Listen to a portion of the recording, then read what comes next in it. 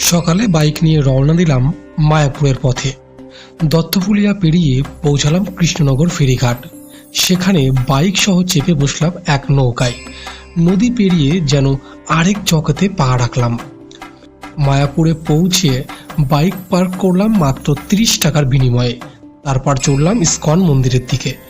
পথে কুপনের ঘর চোখে পড়ল, কিন্তু আমি কুপন কাটবো না, আমরা ফ্রিতেই খাবো।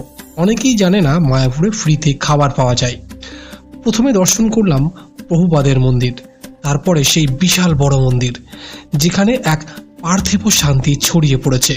মন্দিরের পাশে এক দোকান থেকে নিলাম প্রসাদ, নিল 60 টাকা।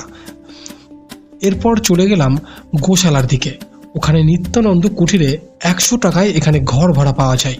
সেখানে এক ফ্রি গীতা বিতরণ চলছিল, একটি সংগ্রহ করলাম। আর তারপর দুপুরে খেলাম ঠিক ওই কুঠিরের সামনে একটি ভবনে। এখানে ফ্রিতেই খাবার দেওয়া হয়। আজ এখানে ছিল ভাত আর ইঁচড়ের তরকারি। খেয়ে একদম মনটা ভরে গেল। ফেরার পথে ঘুরে এলাম কৃষ্ণনগর রাজবাড়ি। সেখানকার ইতিহাস জেনে দিনটা সম্পূর্ণ হয়ে উঠল।